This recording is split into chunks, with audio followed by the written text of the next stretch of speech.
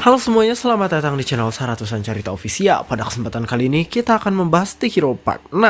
Dan tanpa basa-basi, mari kita langsung gaskan pada alur ceritanya.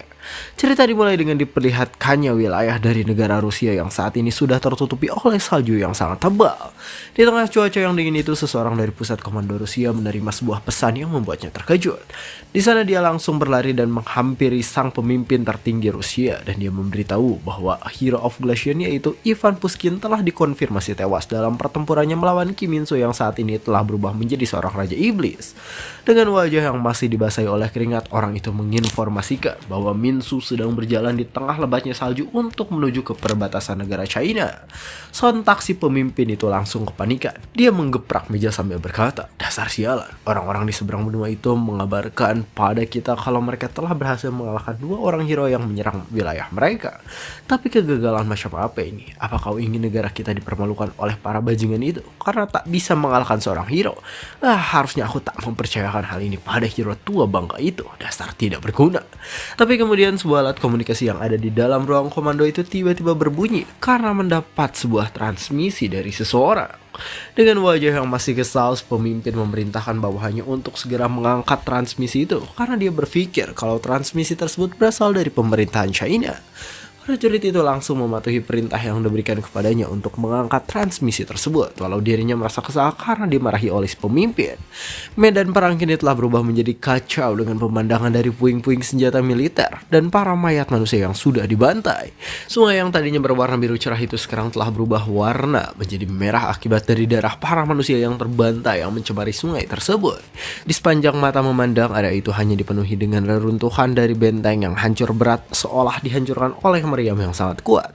Dalam medan perang yang dipenuhi dengan bau darah dan suasana mencekam itu, salah satu prajurit yang masih hidup bersembunyi di dekat sungai sambil mengeluarkan sebuah alat komunikasi untuk menghubungi markas komando di Rusia. Dengan wajah yang dipenuhi air mata itu, dia berkata dengan sangat keras melalui alat yang dipegangnya, "Hai bajingan, apa-apaan ini? Ini tidak bisa disebut perang, ini hanyalah sebuah pembantaian. Kenapa kalian mengirimku ke sini, dasar gila?" Dia melaporkan bahwa 200.000 tentara nasional Rusia telah dibantai habis dalam waktu 12 detik. Dia sangat ketakutan karena melihat mayat dari rekan-rekannya yang hanyut ke sungai dengan kondisi tubuh yang mengenaskan seolah telah dicincang secara brutal oleh seekor hewan buas. Namun sebelum dia bisa menyelesaikan kata-katanya, Min-soo tiba-tiba berada di hadapannya sambil melihat dengan mata kosong tanpa menunjukkan emosi apapun. Hanya mendengar teriakan para prajurit lewat alat komunikasi saja, seseorang yang ada di pusat komando itu sudah bisa membayangkan pembantaian mengerikan yang terjadi di medan perang. Sambil dipenuhi dengan keringat yang membasahi tubuhnya itu, dia memberitahukan bahwa seluruh tentara yang berjumlah 200.000 orang di medan perang telah dilenyapkan oleh Sword Hero hanya dalam waktu 12 detik. Ivan saat ini telah tewas dan tubuhnya sudah bersatu dengan atmosfer dingin di tempat pertarungannya bersama Min-soo. Dia hanya bisa menghambat Kim In-soo untuk beberapa saat, dan setelah dia mati, Kim In-soo sekarang tak bisa dihentikan lagi. Dia berjalan dengan santai di tengah medan perang, melewati rongsokan tank milik para prajurit Rusia dan para bangkai dari mayat prajurit tersebut. Kim In-soo telah berubah menjadi sebuah organisme di luar nalar bernama Demon King tanpa ada yang bisa menandinginya untuk saat ini karena para hero terdahulu sudah berhasil dikalahkan. Hero-hero yang tersisa sekarang hanya tinggal dua. Jung-sung dari kejauhan memperhatikan aksi Kim In-soo melalui layar monitor sambil menangis terharu karena dia bahagia dengan Kim In-soo yang sudah bangkit menjadi seorang Demon King. Lalu satu orang hero lainnya yang tersisa adalah Vampire Hero. Tanpa disadari, selama ini ternyata dia selalu mengikuti Kim In-soo dan memantau semua pembantaian yang dilakukan oleh Kim In-soo dari kejauhan dengan terbang menggunakan sayap darah yang dia buat dari kemampuannya. Sementara itu di pulau terpencil yang ada di sebuah negara bernama Indonesia, Jung-sung telah berhasil disembuhkan dan saat ini dia sedang berlatih memperkuat dirinya di pulau tersebut sambil menunggu waktu dari pertarungan yang sudah ditakdirkan antara dirinya dengan Min-soo. Tak lama kemudian Lucy datang menghampiri Jung-sung sambil menanyakan kondisi lengan buatan yang saat ini sudah dipakai oleh Jung-sung. Di sana Jung-sung menjawab kalau tangan buatan itu sangat bagus karena dia merasa kalau tangan itu bahkan memiliki daya tahan yang lebih tinggi dibanding dengan tangan asli miliknya. Jungsung sangat memuji tangan buatan itu dan dia berpikir kalau dirinya akan bisa memanfaatkan lengan itu dari sudut manapun. Jungsung berkata kalau dirinya masih belum terlalu terbiasa dengan tangan itu, tapi dia tahu kalau masalah itu akan teratasi seiring berjalannya waktu. Dibanding dengan masalah sepele seperti itu, Jungsung lebih mengkhawatirkan masalah lain tentang senjatanya yang sekarang telah menghilang karena tertinggal di tempat perlindungan yang menjadi lokasi pertempurannya melawan Kim In-soo. Jungsung berkata kalau dirinya tak bisa menggunakan tombak biasa karena tombak yang menjadi senjata utamanya itu harus berasal dari dunia tempat dia dipilih menjadi seorang hero. Jungsung tahu kalau dirinya tidak bisa secara gegabah pergi ke Korea untuk mengambil senjatanya karena di sana ada faksi pendukung Kim In-soo yang dipimpin langsung oleh martial hero. Dia bertanya kepada Lucy tentang apakah dirinya bisa mengeluarkan martial hero untuk mengambil kembali senjata miliknya. Namun Lucy menjawab kalau Jungsung tidak boleh pergi ke Korea. Jungsung sedikit kebingungan saat mendengar hal itu, tapi Lucy kembali menegaskan bahwa tugas utama dari Jungsung adalah mengalahkan Min-soo.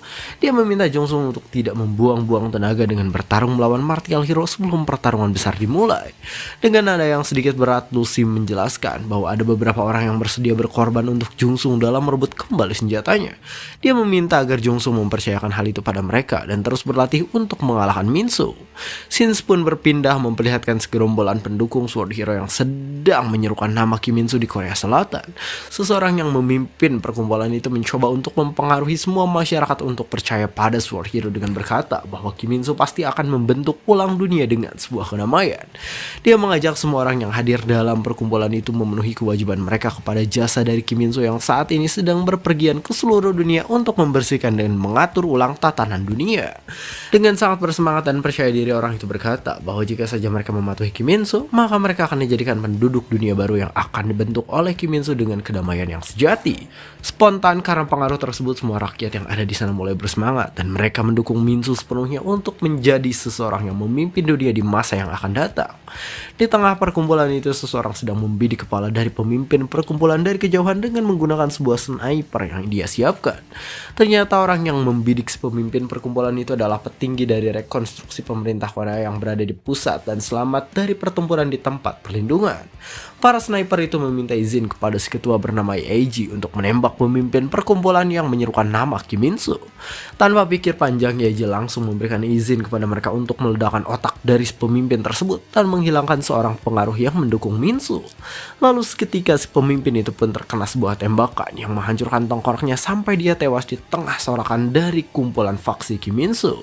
5 jam yang lalu sebelum penembakan dilakukan, terjadi sebuah perkumpulan di dalam kantor pusat pemerintahan Korea yang diikuti oleh seluruh anggota beserta para pasukan militer. Yeji memasuki ruangan itu untuk menjadi seorang pembicara yang akan menjelaskan rencana untuk melawan para hero yang mengancam kedamaian dunia.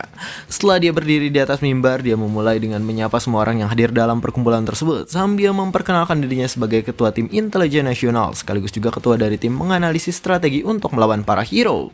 Yeji memperkenalkan nama dan posisinya saat ini kepada semua orang yang menghadiri pertemuan tersebut. Namun perkataannya tiba-tiba dipotong oleh seseorang yang berkata dengan keras, "Jangan membuang-buang waktu dengan memperkenalkan dirimu, sialan. Apa kau pikir ini adalah rapat pertemuan kerja? Ha? Jika kau sudah memiliki rencana dan semua hal yang dibutuhkan untuk melawan para hero, maka berhentilah mengoceh dan langsung saja masuk ke intinya." Karena mendengar perkataan dari orang itu, Yeji sedikit menyayangkan karena sebenarnya dia berniat untuk sedikit mendinginkan suasana sebelum mengatakan kalau akan ada banyak orang yang mati akibat rencana yang akan ia sampaikan. Tapi kemudian dia berkata, "Ya, tapi apa boleh buat, aku akan langsung masuk ke intinya." Yeji menghidupkan layar yang ada di belakangnya dan mulai mengatakan bahwa rencana yang akan dia sampaikan adalah operasi untuk memperebutkan pusaka milik para hero yang telah gugur di medan perang. Yeji berkata kalau sejak kedatangan para teroris yang mengatasnamakan diri mereka sebagai hero, banyak pertempuran telah terjadi yang mengarahkan Korea menuju kehancuran. Tapi meskipun begitu, Yeji berkata bahwa dirinya tak bisa menyangka akan adanya kehadiran dari beberapa hero yang berjuang untuk mempertaruhkan nyawa mereka untuk mempertahankan kedamaian negara. Lalu Yeji menjelaskan bahwa fokus dari rencana yang dia susun adalah untuk mengambil dan memperebutkan kembali pusaka milik para hero yang sebelumnya telah berjuang demi negara, termasuk tombak milik Spear Hero yang tertinggal saat dirinya dibawa oleh Magic Hero untuk melarikan diri. Masalah utama yang menjadi hambatan rencana itu adalah letak dan lokasi dari pusaka para hero yang sebagian besar dikuasai dan dijaga oleh faksi yang mendukung Kim In-soo. Selain itu, Yeji menerangkan bahwa hambatan terbesar adalah keberadaan dari dari dua hero yang masih berada di Korea. Namun walaupun dihadapkan dengan resiko kematian yang besar, Yeji tetap akan melaksanakan rencana tersebut 5 jam kemudian dengan mengerahkan semua kekuatan milik organisasi pemerintah untuk mengambil kembali sebagian besar pusaka milik para hero. Suasana dalam pertemuan tersebut seketika hening setelah Yeji mengatakan keseluruhan dari rencana yang ia susun. Karena melihat reaksi dari para hadirin di sana, Yeji kemudian berkata dengan wajah yang sedikit murung, "Memang ini akan sangat melelahkan dan kalian semua pasti akan mati. Kita hanya memiliki 100 agen dan pasukan bersenjata yang jumlahnya kurang dari 1000. Selain itu jumlah warga yang mendukung kita untuk melakukan perlawanan dalam taktik gerilya tidak lebih dari 300. Tapi kemudian seseorang kembali berkata di tengah keheningan yang terjadi, "Jangan memasang muka murung seolah kau peduli dengan kami. Apa kau pikir kami takut untuk mati? Kami semua yang menghadiri pertemuan ini sudah siap untuk hal itu. Kami hanya merasa tidak enak pada semua rekan kami yang telah gugur dengan membawa harapan yang besar kepada kami yang masih hidup. Tapi meski kami semua mati dan berhasil mendapatkan semua pusaka itu, siapa yang akan menggunakannya? Lalu seberapa besar kemungkinan untuk mengalahkan para hero yang tersisa jika kita menggunakan pusaka tersebut?" Yaji menjawab bahwa pusaka itu akan digunakan oleh Jungsung yang merupakan spear hero, karena dia percaya kalau Jungsung pasti akan mengalahkan para hero yang tersisa. Namun kemudian dia mengatakan kalau sejujurnya dia hanya bisa mengandalkan Jungsung. Yaji meminta semua orang yang menghadiri pertemuan itu untuk berjuang dan mempercayakan semuanya kepada Jungsung dengan berkata, "Jika kita adalah orang dewasa yang tidak berguna dan tidak berdaya dengan mendorong seorang bocah ke medan perang, maka setidaknya kita harus memberikan sebuah senjata kepadanya." Yaji mengajak semua orang untuk berjuang sampai titik darah penghabisan dengan mempertaruhkan nyawa untuk mendapatkan pusaka-pusaka milik para hero dan menyerahkannya kepada Spear Hero. Lalu beberapa saat kemudian rencana pun akhirnya dijalankan. Walaupun pertempuran dengan faksi hero tidak terhindarkan, mereka semua tetap berusaha untuk mencari pusaka milik para hero. Sampai akhirnya mereka berhasil menemukan pusaka dari Sorcerer Hero yang tertutup reruntuhan di daerah Gangnam, Korea. Sementara itu di reruntuhan tempat perlindungan, beberapa orang dari tim B12 dikerahkan untuk mengambil kembali pusaka tombak milik Jungsung. Di sana mereka bisa langsung menemukan tombak itu setelah memeriksa dan memastikan kalau seluruh area telah diamankan. Sampai saat ini misi pengambilan dan perebutan pusaka milik para hero yang telah gugur berjalan dengan lancar meskipun sekitar 500 jiwa telah menjadi korban. 4 helikopter dikerahkan ke daerah bernama Gyeongsang untuk mengambil kembali pusaka besar milik Shield Hero yang tertancap di area tersebut. Keempat helikopter itu berhasil menancapkan jangkar mereka pada pusaka milik Shield Hero dengan sangat lancar dan mereka langsung mengangkat pusaka tersebut setelah semuanya dipastikan aman. Tapi tiba-tiba salah satu dari helikopter itu meledak karena terkena oleh serangan mendadak yang entah dari mana asalnya. Spontan semua prajurit itu mulai kepanikan karena sebelumnya mereka kira kalau mereka telah berhasil mengamankan pusaka tersebut. Lalu tak lama kemudian seseorang yang tidak dikenal melubangi badan helikopter dan langsung masuk ke dalamnya secara paksa. Ternyata orang itu adalah Martial Hero. Dia meledakkan semua helikopter itu untuk menggagalkan misi para prajurit yang selama ini berjalan lancar. Sementara itu di waktu yang bersamaan si pemimpin faksi yang telah tertembak di kepalanya itu masih terbaring tak berdaya dengan darah yang berserakan di sekitar kepalanya. Namun sesuatu yang aneh terjadi. Darah itu perlahan-lahan bergerak dan tanpa disangka ternyata darah dari pemimpin faksi itu kembali masuk ke dalam kepalanya dan memulihkan kembali luka tembak yang diterimanya itu secara otomatis. Walaupun darah itu masih berceceran di tembok, si pemimpin faksi perlahan mulai bangun walau dirinya belum sepenuhnya pulih. Salah seorang tentara yang ada di sampingnya di sana berkata, "Meski aku mendengar kalau kau menerima darah dari vampir hero, sejujurnya aku masih belum percaya saat melihatnya secara langsung." Orang itu menjawab kalau hal tersebut merupakan sebuah mujizat besar yang diberikan kepadanya oleh para hero. Kemudian dia mulai berdiri sambil menanyakan tentang berapa lama dirinya telah tertidur. Si tentara menjawab bahwa belum lama sejak si pemimpin tersebut terkena tembakan di kepalanya. Dia lalu menjelaskan situasi yang sedang terjadi dengan berkata, "Para pemerintahan bangsat itu mengamuk di seluruh wilayah untuk merebut kembali milik para hero pemberontak. Tapi kami sudah memprediksi adanya hal ini sebelum itu terjadi." Dan Martial Hero dengan cepat langsung menuju ke tempat pusaka dari Shield Hero berada. Si pemimpin itu melihat adanya seseorang yang mencoba melarikan diri dari atas gedung. Lalu dia bertanya kembali tentang Return Hero yang masih menunjukkan batang hidungnya. Si tentara itu kemudian menjawab bahwa Return Hero belum bergerak sama sekali dan dia bahkan tidak bisa menghubunginya. Sambil bersiap untuk mengejar orang yang di atas gedung, si pemimpin itu di sana berkata, "Bagus, kita harus membereskan semua ini tanpa para hero karena itu adalah kewajiban bagi kita yang telah menerima pengampunan." Setelah itu dia langsung berlari dengan sangat cepat untuk mengejar orang yang dilihatnya di atas gedung. Si pemimpin itu dengan mudah memanjat tembok. Dia berlari sangat kencang karena didukung oleh kemampuan yang diterimanya dari vampir hero. Namun saat dia berhasil sampai ke puncak gedung itu, dia terkejut karena di sana ternyata terdapat sebuah bom waktu yang sudah disetting untuk meledak saat ada seseorang yang datang ke atas gedung. Seketika terjadi ledakan yang menyertakan orang itu di dalam. dalamnya, dan orang-orang dari pasukan rekonstruksi pemerintah berhasil melarikan diri melalui tangga darurat. Yaiji juga berada di antara mereka yang sedang melarikan diri, namun di sana dia mendapatkan sebuah pesan transmisi dari medan perang yang mengatakan bahwa mereka telah gagal untuk merebut kembali perisai milik Shield Hero. Spontan Yaiji langsung berhenti dan menanyakan tentang status dari pusaka lainnya selain perisai milik Shield Hero. Lalu orang dari medan perang itu menjawab bahwa semua pasukan yang bertugas mengambil pusaka milik Sorcerer Hero sedang bertempur sambil mempertahankan posisi untuk merebut kembali pusaka tersebut. Begitu juga dengan para pasukan yang bertugas untuk merebut pusaka lainnya. Namun beruntungnya, tombak milik Jungsung sudah berhasil diamankan, dan dia mengatakan bahwa tombak itu sedang dipindahkan menuju markas pusat. Namun ketegangan itu masih belum berakhir. Sistem komando milik faksi Kiminsu telah pulih, dan bala bantuan yang menyerang para pasukan rekonstruksi pemerintah terus berdatangan.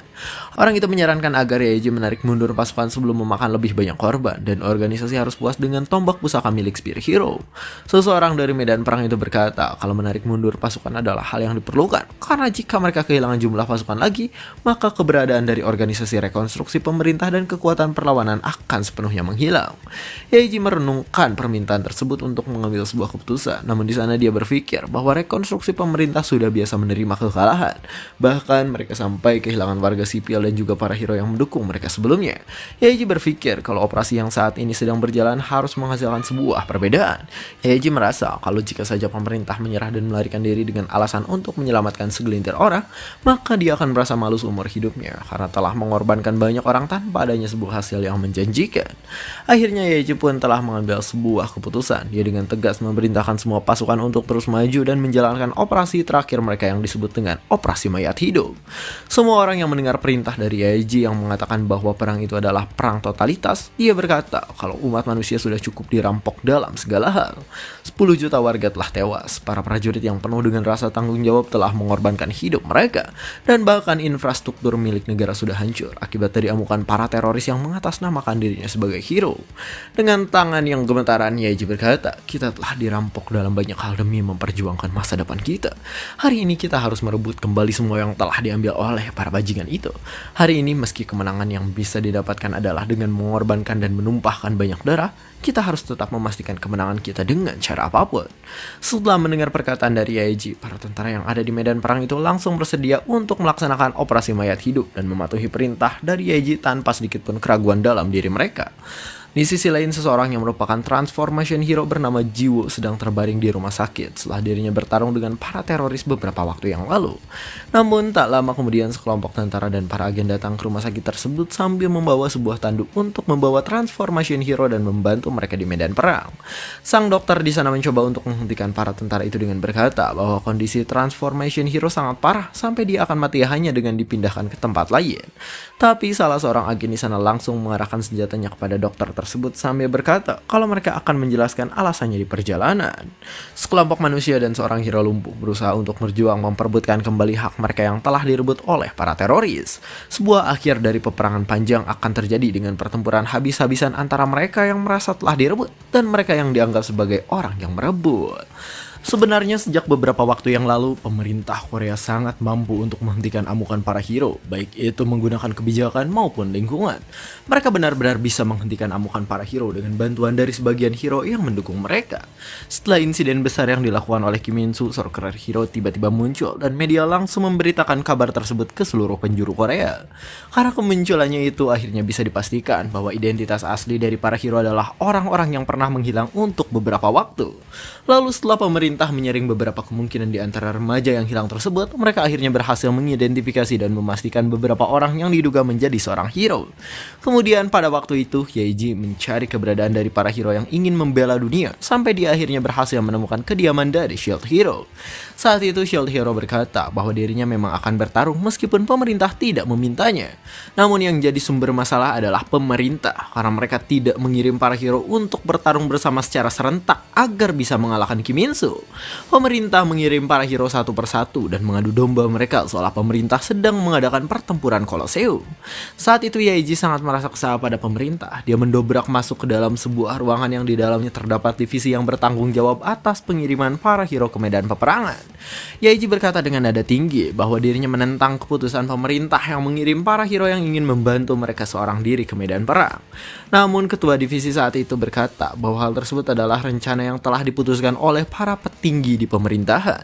Dia menjelaskan bahwa para petinggi itu tidak hanya ingin menghentikan para hero yang mengamuk, tapi juga ingin mengurangi jumlah dari para hero di Korea karena tidak ada jaminan bahwa para hero yang bekerja untuk mereka saat ini tidak akan mengamuk di masa depan. Kemudian dia lanjut menerangkan bahwa rencana itu dinamai dengan sebutan Colosseum yang mengirim para hero satu persatu untuk saling membunuh demi mengurangi resiko terbesar yang akan terjadi. Dia berkata kalau pemerintah tidak akan peduli dengan perkataan Yeji ataupun persetujuan publik karena mereka yakin bahwa yang mereka lakukan adalah demi masa depan. Kintil. Spontan Yeji kembali marah setelah mendengar penjelasan itu. Dia menarik baju milik si ketua divisi sambil berkata, "Apa kau pikir tindakan ini bisa diterima sebagai makhluk hidup, ha? Mereka bisa saja pergi dari tempat ini dan menjalani kehidupan yang damai, tapi mereka tidak melakukan itu. Mereka pergi ke medan perang untuk mempertaruhkan nyawa mereka demi negara, tapi mengapa pemerintah memperlakukan mereka seperti seorang monster?" Dengan santainya ketua divisi itu menjawab, "Dasar munafik, kau berani mengatakan hal seperti itu karena saudaramu yang hilang telah kembali sebagai seorang hero. Apa kau tak bisa melihatnya kemampuan monster apa yang adikmu miliki?" Seketika Yeji terdiam, dia tak bisa berkata-kata karena jauh di dalam lubuk hatinya dia merasa kalau perkataan dari ketua divisi itu benar. Lalu ketua divisi itu di sana kembali berkata, "Aku akui kalau kau memiliki sebuah kemampuan, maka dari itu aku akan mengirimmu untuk pergi ke tempat perlindungan untuk mengungsi bersama dengan warga sipil." Dia meminta Yeji untuk berhenti memikirkan para hero dan dia berkata kalau saja rencana pemerintah berjalan dengan lancar, maka pemerintah pasti bisa menyingkirkan para hero itu dalam waktu 1 tahun. Beberapa waktu setelah perbincangan yang cukup panjang itu terjadi, hal yang paling ditakutkan oleh Yeji pun menjadi kenyataan. Para hero yang dipilih untuk menjadi kambing hitam mulai berkurang satu persatu setelah melakukan pertarungan dengan Kim Min-soo. Walaupun Yeji berada di tempat perlindungan, dia tetap terkena imbas dari bebatuan akibat dari pertarungan para hero yang terjadi di tempat tersebut. Namun saat itu Transformation Hero yang merupakan adiknya sendiri datang untuk menolongnya. Tapi tak lama kemudian adiknya dipilih menjadi hero selanjutnya yang harus berhadapan dengan Kim Min-soo. Dia sudah terluka parah, namun di sana dia masih ingin berjuang dengan mengerahkan seluruh kekuatannya yang tersisa. Dia memanjat dan melompati gedung dengan kecepatan yang dia miliki untuk mengejar Kim Min-soo, tapi hasilnya sudah sangat jelas. Sebuah ledakan dari benturan kekuatan itu tak sebanding dengan Kim Min-soo hingga dirinya berakhir dalam kondisi kritis setelah melakukan pertarungan yang dahsyat. Lalu saat ini Yeji terpaksa meminta adiknya untuk bertarung sekali lagi demi bisa merebut perisai milik Shield Hero yang sudah berada di depan matanya. Dia mulai berpikir kalau ternyata rencana yang dia buat sama sekali tak ada bedanya dengan rencana milik pemerintah saat mereka mengirim para hero satu persatu menuju kematian. Sambil menunduk di samping Transformation Hero yang merupakan adiknya, Yeji memohon kepadanya dengan berkata, "Transformation Hero, kumohon hanya sekali lagi, bertarunglah untuk kami." Sambil terbaring di atas tanduk miliknya, Transformation Hero menjawab, "Jangan menangis, aku akan bertarung untukmu." Perlahan-lahan Jiwo mulai bangun dari tempat tidurnya untuk bertarung melawan Martial Hero. Saat melihat Jiwo yang berusaha untuk bangun dengan susah payah, si dokter di sana tampak murung karena dia tak bisa membayangkan rasa sakit luar biasa dari luka bakar yang ada di sekujur tubuh Jiwo. Selain itu, tubuh dari Jiwo memiliki radang yang mengeluarkan nanah hingga pastinya akan sangat sulit untuk mengalihkan pikirannya dari rasa sakit yang ia rasakan. Si dokter berniat untuk menyuntikkan antibiotik dan stimulan hanya untuk mencegah Jiwo pingsan. Saat dia menyuntikkan antibiotik itu kepada Jiwo, si dokter berkata bahwa seharusnya dosis yang dia suntikan akan membuat hati dan ginjal manusia meleleh. Namun di sisi lain, antibiotik itu juga mampu membantu Jiwo untuk kabur dari rasa sakit yang dia rasakan untuk sementara. Lalu Yaiji di sana memberitahu Jiwo tentang misi dan tugas yang harus dia lakukan, yaitu memancing Martial Hero menjauhi tempat itu agar para tentara bisa mengambil pusaka milik Shield Hero. Setelah itu Jiwo menekan tombol yang ada di sabuknya dan seketika sebuah cahaya terpancar bersamaan dengan dirinya yang mulai berubah ke dalam mode hero. Scenes pun berpindah memperlihatkan Martial Hero yang sedang terduduk santai di atas tanah sambil menjaga pusaka milik Shield Hero. Namun tak lama kemudian dia mulai berdiri dan bersiaga saat dirinya merasakan hawa kuat yang keluar dari helikopter yang datang ke area yang dijaga olehnya. Dia tahu kalau seseorang yang sangat kuat telah datang untuk merebut pusaka yang sedang dia jaga. Dan ternyata Transformation Hero saat ini telah kembali berubah dan akan segera memasuki medan pertempuran. Sebelum terjun dari helikopter, Jiwo mengatakan rasa terima kasihnya kepada Yaiji karena telah bersedia merawatnya selama ini. Lalu kemudian dia terjun ke medan perang untuk mengalihkan perhatian Martial Hero agar para pasukan bisa mengamankan pusaka milik Shield Hero. Selama perjuangannya melawan para hero yang mengancam dunia, Transformation Hero selalu memakai pose yang aneh layaknya Power Ranger yang bergaya sebelum melawan kejahatan. Para warga saat itu tak mengharapkan apapun darinya karena mereka kira dia hanyalah orang gila yang entah dari mana asalnya. Namun meskipun begitu, dengan kecepatan luar biasa yang menjadi senjatanya, dia adalah salah satu dari dua orang yang bisa menyaingi kemampuan Kim Min-soo dalam pertarungan jarak dekat. Kim Min-soo saat itu dibuat kerepotan oleh Jiwo karena dia bisa menghindari serangan demi serangan dari Kim Min-soo dengan kecepatannya yang luar biasa. Namun pada akhirnya setelah mengalami benturan kekuatan dengan Kim Min-soo, Jiwo tetap harus menerima hasil kekalahannya melawan Kim Min-soo. Akibat dari pertarungan itu, sebagian tubuhnya dinyatakan lumpuh, tapi dia sangat beruntung karena bisa menjadi satu-satunya orang yang masih hidup walaupun telah bertarung melawan Min-soo. Sekarang hero lumpuh yang sempat mengalami kekalahan itu kembali ke medan perang untuk memenuhi harapan kakaknya yang ingin menyelamatkan dunia. Saat dia terjun dari helikopter, dia mendapat peringatan dari sabuknya yang mengatakan bahwa sistem pendingin sudah hancur dan armor yang dia kenakan sudah rusak. Sabuk itu memberikan saran kepada Jiwo untuk tidak bertarung karena sebelumnya dia hampir terbakar akibat dari sistem pendingin di seragamnya yang telah rusak. Namun Jiwo tak menghiraukan saran itu. Dia mendarat di tengah medan perang sambil bergaya tanpa memperlihatkan kalau dirinya sedang terluka. Setelah itu dia berkata dengan tegas, "Orang itu memintaku untuk bertarung, jadi aku akan bertarung untuk memenuhi harapannya." Martial hero yang telah melihat Jiwo mendarat di medan perang dengan sigap langsung melesat ke arahnya untuk menyerang dan menghabisinya. Namun di sana Martial hero melihat Jiwo yang terlihat sedang melakukan sesuatu tanpa mengetahui kalau Jiwo sudah memasuki mode kecepatan.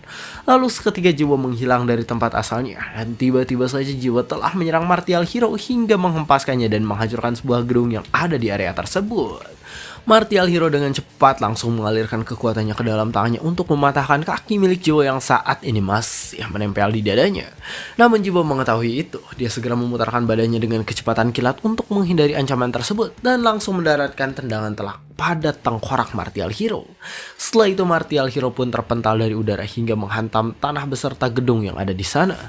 Sambil memegang topengnya, Martial hero bergumam, bagaimana bisa dia memutarkan tubuhnya dengan kecepatan yang seperti itu?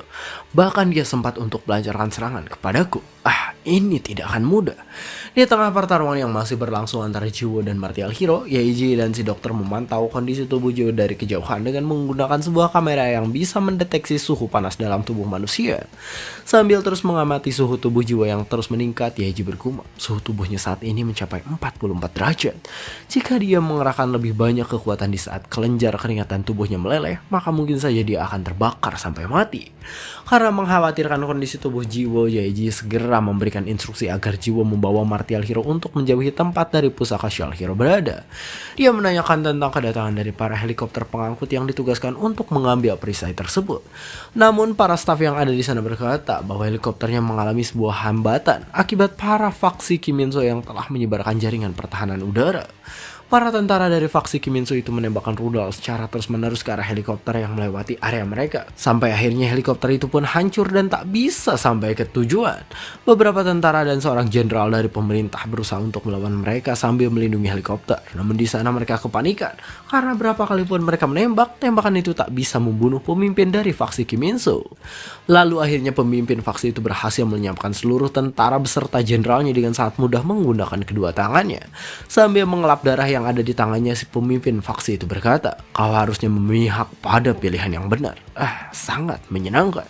Saat ini pemerintah pasti sudah terpojok. Sementara itu Jiwo dan Martial hero masih terus melanjutkan pertarungan mereka. Mereka mengambil sebuah langkah di waktu yang bersamaan hingga tanah itu retak dan terbelah akibat tekanan dari dua orang hero terkuat yang ahli dalam pertarungan jarak dekat. Mereka berdua melancarkan pukulan bertubi-tubi secara bergantian hingga pada akhirnya mereka mundur untuk mengambil sebuah jarak dan menyiapkan serangan berikutnya. Setelah itu Martial hero mengambil langkah pertama dengan memusatkan energi dari kekuatan bela diri ke dalam telapak tangannya. Lalu seketika sebuah hero Dora berwujud kobra menerjang ke arah Jiwo dengan sangat cepat. Namun di sana Jiwo tak tinggal diam. Dia langsung mengaktifkan kecepatan ganda untuk menyaingi kekuatan dari serangan milik Martial hero. Karena kecepatannya yang bahkan melebihi kecepatan suara, Jiwo dengan mudah menyiapkan serangan milik Martial hero hingga dia berhasil menerobos dan mendekati Martial hero.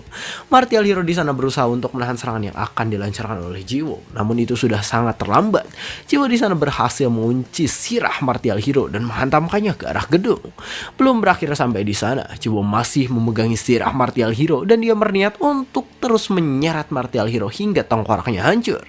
Dengan kecepatan yang luar biasa, Jiwo membenturkan Martial hero dari gedung ke gedung hingga membuatnya terpontang panting tanpa bisa melancarkan serangan balasan. Namun di tengah serangannya yang masih berlangsung, kaki milik Jiwo tiba-tiba mengeluarkan api dan seketika dia melepaskan Martial Hero karena sudah tak bisa menahan api yang mulai membakar seluruh tubuhnya. Martial Hero tampak kebingungan saat melihat kobaran api besar yang membakar tubuh Jiwo, sedangkan Jiwo di sana mengerang kesakitan karena tak bisa menahan rasa sakit luar biasa yang membakar tubuh dan melelehkan nanah dari luka miliknya. Sambil menghampiri Jiwo yang masih merangkak di atas tanah, Martial Hero berpikir, apa kecepatan luar biasa miliknya itu bisa mengalahkan kecepatanku karena memiliki resiko yang besar. Ya wajar saja kalau dari memiliki kekuatan seperti itu tanpa adanya kelemahan, mereka pasti akan menyembunyikannya untuk dijadikan kartu as dibanding si tombak brengsek itu. Lalu setelah itu sebuah granat tiba-tiba meledak mengenai bahu kanan dari Martial Hero yang sedang menghampiri Jiwo. Ternyata para agen yang ada di sana menembakkan rudal tersebut ke arahnya, namun ledakan itu sama sekali tak berdampak pada Martial Hero. Orang itu berkata sambil mengangkat sebuah senjata, "Ketua, cepat amankan Transformation Hero, kami akan mengulur waktu untukmu." Dia menembakkan semua peluru dari senjata yang dia miliki ke arah Martial Hero demi bisa memberikan sedikit waktu untuk Yaeji agar bisa menyelamatkan Jiwo. Namun Martial Hero dengan mudahnya bisa menangkis seluruh peluru yang ditembakkan ke arahnya hanya dengan menggunakan sebelah tangannya. Di samping itu Yaeji dan si dokter telah berhasil memadamkan api yang membakar tubuh Jiwo. Tapi meskipun saat ini Jiwo telah melemah, Yaeji masih memaksakannya dengan berkata, "Kau belum boleh kalah. Ada kendala yang menghambat pemindahan pusaka milik Shield Hero. Sekarang hanya ada satu pilihan. Kita akan bertarung bersama dan mengalahkan Martial Hero. Karena itu adalah tugasmu satu-satunya." Si dokter merasa tak tega saat melihat kondisi Jiwo. Karena dia tahu kalau tubuh Jiwo sudah berada di dalam tingkatan yang bahkan melebihi tubuh yang terbakar. Selain itu si dokter tahu kalau daging Jiwo sudah meleleh dan darahnya sudah mulai mengental. Dia berpikir bahwa jika saja Jiwo melepaskan seragamnya, maka tubuhnya juga akan ikut lepas bersamaan dengan seragamnya. Namun meskipun begitu si dokter tetap menyuntikkan kembali antibiotik ke dalam tubuh Jiwo agar dia bisa sedikit meredam rasa sakit yang saat ini dirasakan. Beberapa agen yang berusaha mengulur waktu itu sekarang telah lenyap karena sebuah ledakan yang terjadi di samping Yaeji.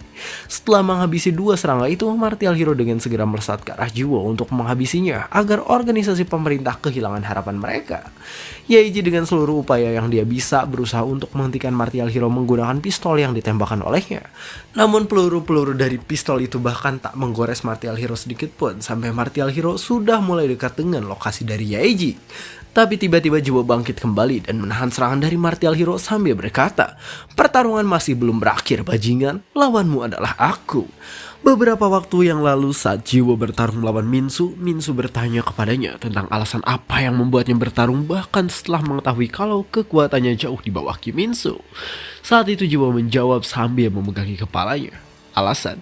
Kenapa kau menanyakan hal konyol yang sudah jelas jawabannya bajingan?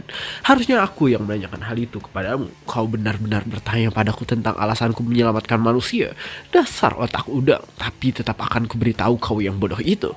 Sederhananya, alasanku menyelamatkan mereka karena akhirnya aku mendapatkan kekuatan yang membuatku bisa melakukannya." Martial Hero tak menyangka kalau serangannya bisa dihentikan dengan mudah oleh Jiwo. Dia mencoba kembali melancarkan pukulan keras dari sebelah tangannya yang tidak terkunci.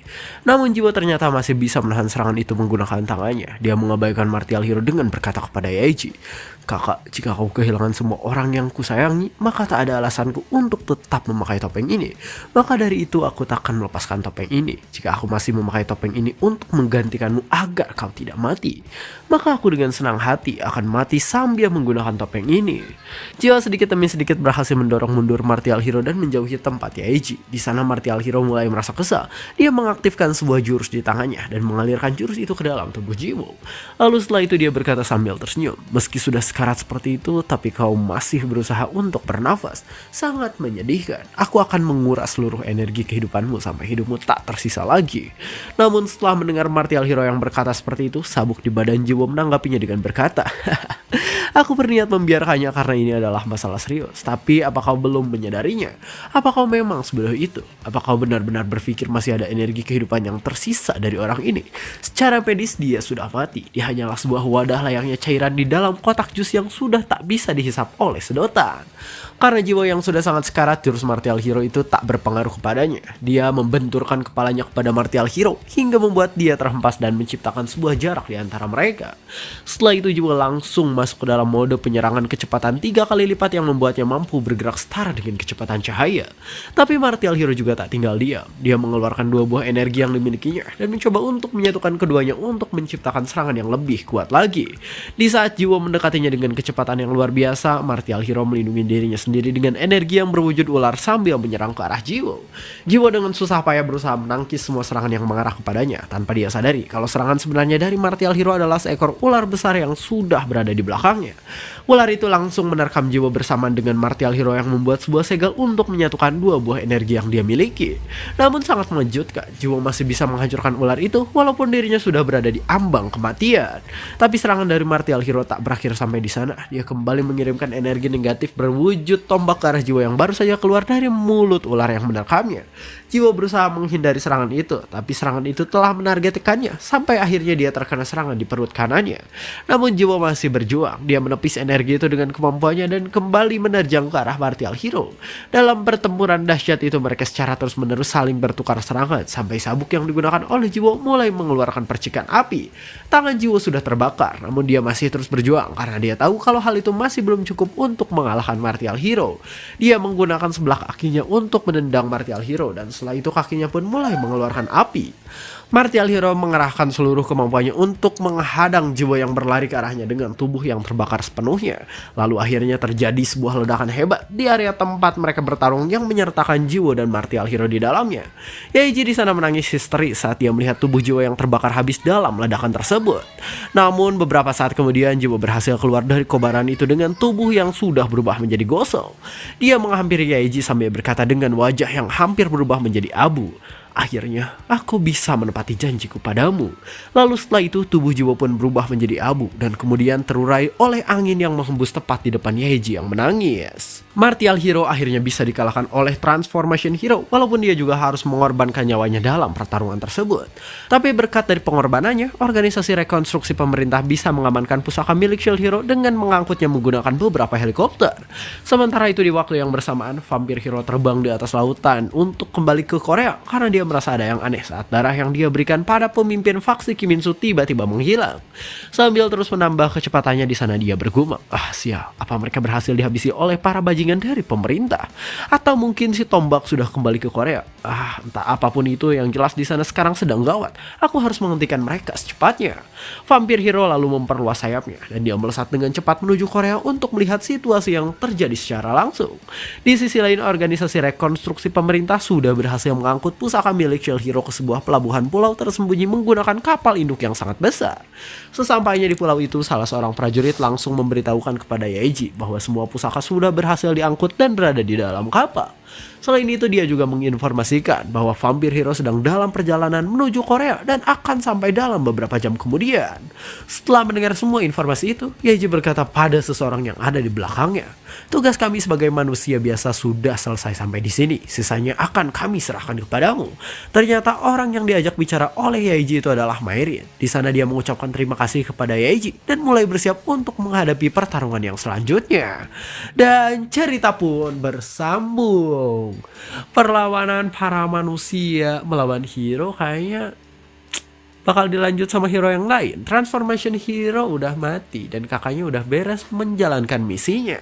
Selanjutnya bakalan dilakukan oleh si tombak hero ya guys ya. Menurut kalian gimana? Ini kok si tombak gak gelut-gelut gitu? Apakah ketika muncul dia akan menjadi sangat overpower? Coba komen di bawah. Mungkin segitu saja. Terima kasih telah menonton sampai akhir dan sampai jumpa di kesempatan berikutnya. Bye bye.